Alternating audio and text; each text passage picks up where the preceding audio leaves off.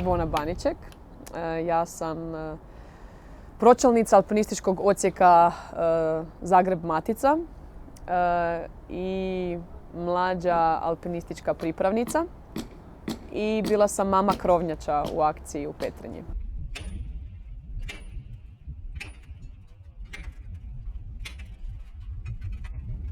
Oslobađanjem energije na Pokupskom rasjedu kod Petrinje desilo se i ozbiljno oštećenja po Zagrebu i posebice u Zaprešiću. Stvari koje su već bile rasklimane zagrebačkim potresom sad su dodatno otišle. Kako zaprimamo dojave kroz naš Google upitnik za Petrinju, Sisak i Glinu, tako dobivamo i za Zagreb. Pa već postoji ozbiljna baza zagrebačkih lokacija za sanaciju i imamo timove krovnjača koji nisu, na primjer, otišli u Petrinju, nego su nastavili po Zagrebu sanirati.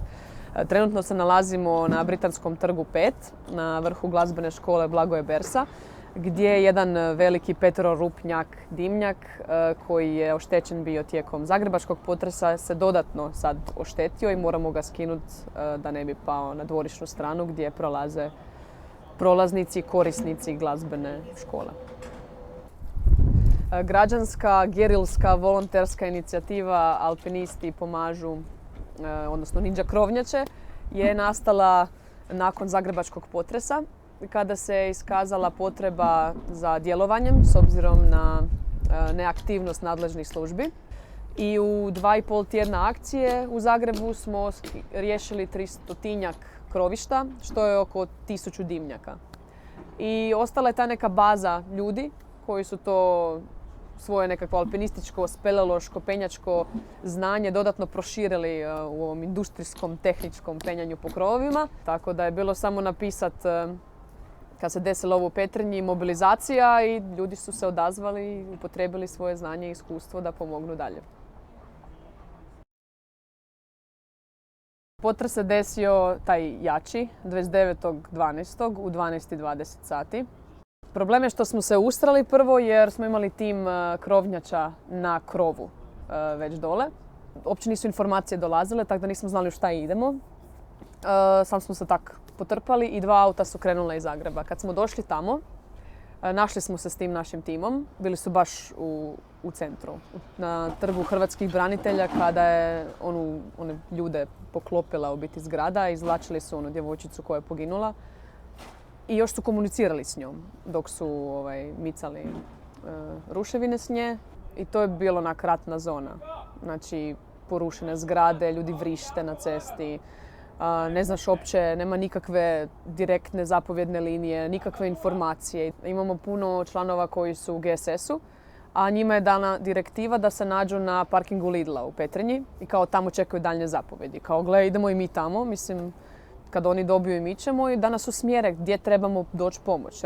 Vulgaris, imaš štrik, imaš macolu i imaš pojas i idemo. I došli smo u centar, natrag. I tam je bilo još gore nego kaj smo ostavili. Mislim, pao je već mrak i odjednom onako vojska bojsa, prosjek godina 17, prolazi kroz Petrinju i lopataju sve. Kad smo došli drugi dan, to je bio 30. I dalje nije postojao nikakav zapovjedni lanac i dalje je GSS bio stacioniran tamo na Lidl parkingu, ali mi smo ih izignorirali i krenuli po svom rokat. Imali smo već hrpu dojava, dolazili su mi ljudi i ona baza od 40-ak krovnjača na koje sam računala su se pojavili i podijelila sam ih po timovima, po sposobnostima i mogućnostima i iskustvu na krovu i dobili su lokacije. Javljali su ih na WhatsApp meni sa slikama zatečenog stanja, situacije u kući, da li je potrebna i deka, hrana, voda ili grijalice. Ja sam to sve zapisivala i dalje onda prosljeđivala timovima. To je baš bio jedan poseban feeling. Ko neki zanos, jednostavno. Ljudi su došli i onak, fuck, moramo pomoć. Jebe mu miša, sve ostavlja i dolazi tu. Ko da je ta neka feeling grupe na kojem se stvarno radilo. Da se osjećaju integrirano i da svako ima nekakav prostor, ispričati šta je doživio, šta je vidio i podijeliti doživljaje. Taj osjećaj svrhe i dijelića satnog mehanizma mi je baš ispunio me gro i to me u biti motiviralo za naprijed.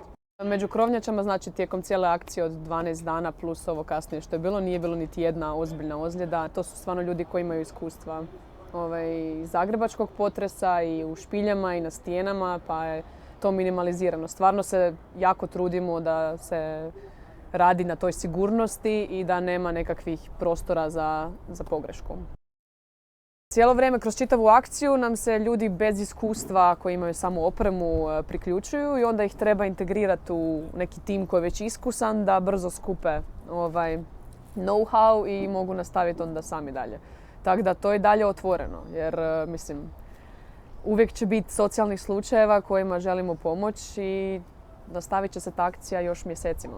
Pa dobrodošli su. Ali ja ih sve moram proći kroz njih jer ne znam ja sad šta oni misle da je penjačko iskustvo.